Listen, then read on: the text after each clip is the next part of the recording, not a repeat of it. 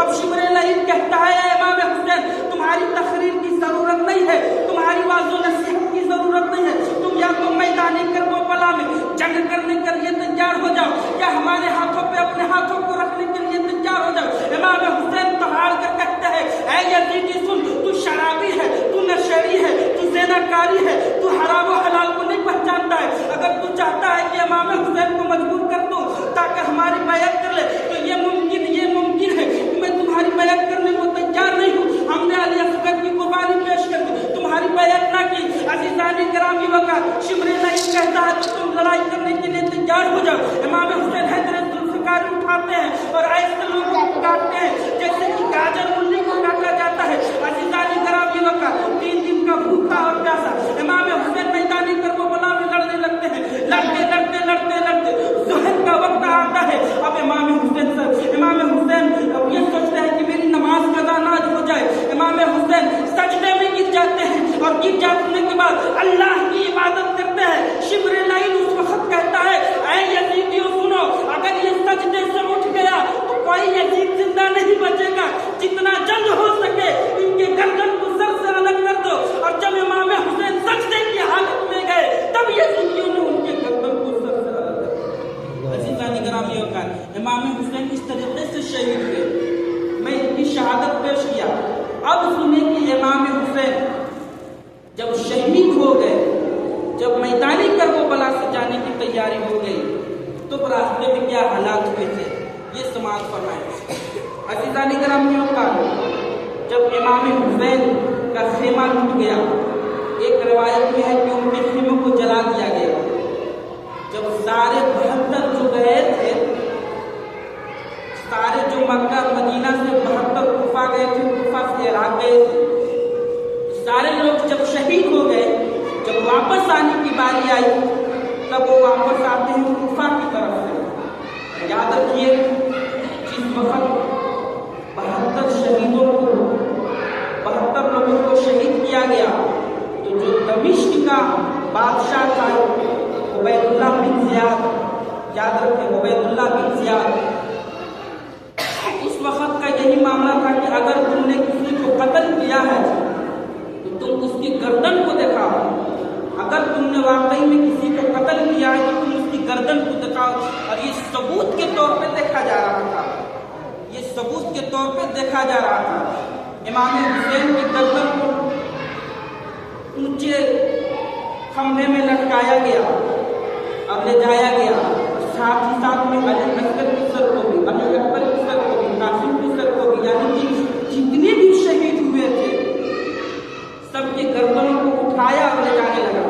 کوفہ کی طرف سے لے جایا جا رہا تھا۔ عزیزان گرامی وقت جب انہیں لے جایا جا رہا تھا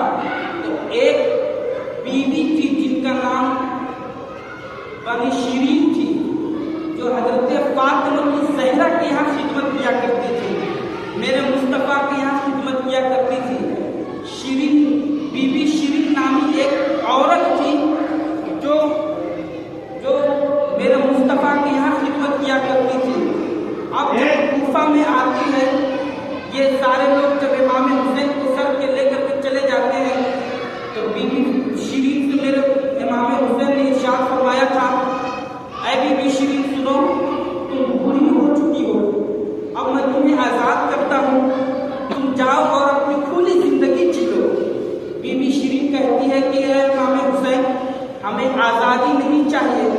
ہم تمہارے ساتھ زندگی کاٹنے کو تیار ہیں۔ بی بی شیرین کہتی ہے کہ نہیں، میں تمہارے ساتھ زندگی کاٹنے کو تیار ہوں۔ امام حسین کہتے ہیں کہ نہیں بی بی شیرین، تمہاری خدمت کتنے دن کرنی تھی آپ نے کر لی، اب آپ آزاد ہو، رہا ہو، اپنی زندگی کھل کے جیو۔ اب بی بی شیرین یہ قید اس وقت لگائی تھی جب امام حسین کو قتل نہیں کیا گیا تھا۔ بی بی شیرین جس وقت امام حسین اور فاطمہ کی زہرا کی خدمت کیا کرتی تھی، اس وقت امام حسین نے وعدہ کیا تھا، اس وقت امام حسین نے وعدہ کیا تھا، جو سنے امام حسین نے وعدہ کیا تھا، امام حسین سے یہ وعدہ لیا گیا تھا اے امام حسین آپ یہ بتائیں میں آپ کے یہاں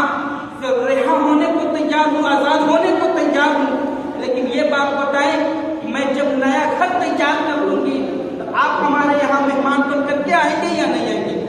آپ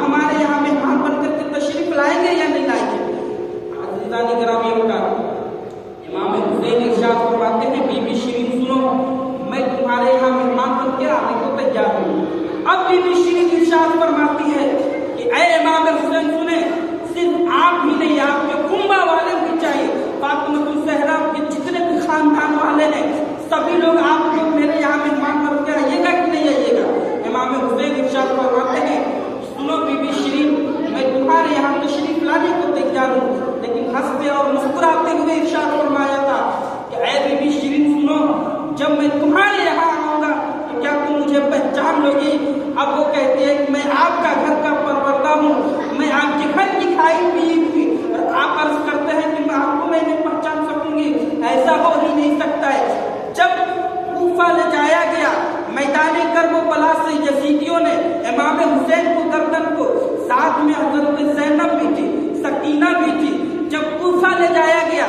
تب اس وقت سب سے بڑا مکان تھا تو بی بی شیرین کا مکان تھا۔ بی بی شیرین جو عرض کرتی تھی کہ آپ ہمارے یہاں تشریف لائیے گا کہ نہیں؟ حضرت گرامیوں کا جب رات کا وقت ہوا تو ایک خاتون جاتی ہے بی بی شیرین کے پاس اور عرض کرتی ہے کہ اے بی بی شیرین سنو، فلاں جگہ جنگ و جدال ہوا تھا، باغی نے بغاوت کی تھی، کوفہ والوں نے یزیدیوں نے انہیں ڈھیر کر دیا ہے، نہ جانے کن لوگوں نے بغاوتیں